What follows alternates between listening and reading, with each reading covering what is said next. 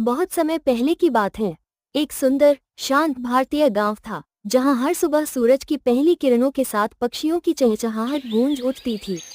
इस गांव के बीचों बीच हरे भरे खेत, मिट्टी के घर और एक पुराना कुआं था।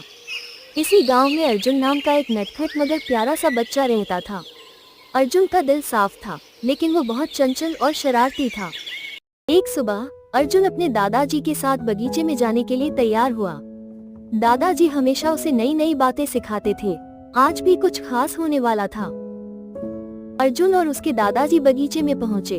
वहां एक बहुत बड़ा और घना आम का पेड़ खड़ा था। पेड़ पर सुनहरे रसीले आम लटक रहे थे। दादाजी ने मुस्कुराते हुए कहा, अर्जुन, यह कोई साधारण पेड़ नहीं है। यह एक जादुई आम का पेड़ है। लेकिन ध्यान रखना, ये पेड़ आम केवल उन्हीं को देता है जो सच्चे और अच्छे होते हैं। अर्जुन की आंखों में चमक आ गई।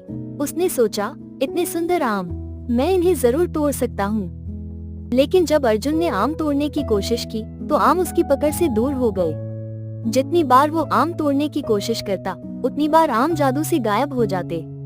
अर्जुन को कुछ समझ नहीं आ रहा था।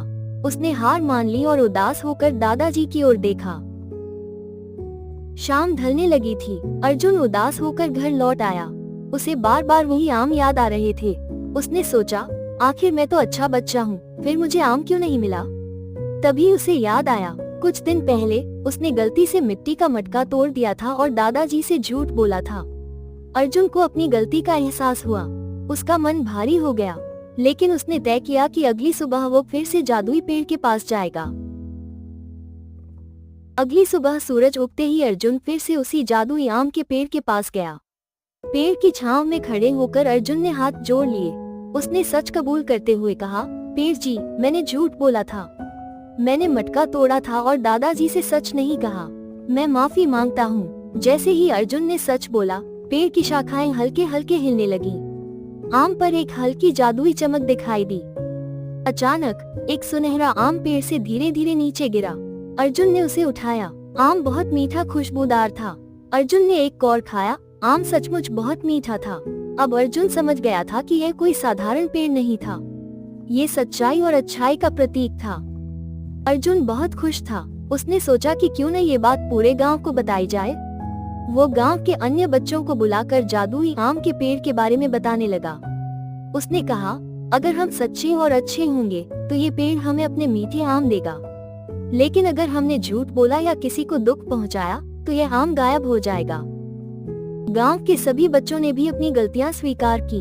कुछ ने अपनी शरारतों के बारे में बताया, कुछ ने छोटे छोटे झूठ कबूले। जादुई पेड़ ने उन सभी बच्चों को मीठे मीठे आमों से नवाजा। अब पूरा गांव समझ चुका था कि सच्चाई और अच्छाई में ही असली मिठास होती है। शाम हो चुकी थी। सूरज धीरे धीरे ढल रहा था। अर्जुन अपने दादाजी के पास गया और उन्हें पूरा किस्सा सुनाया।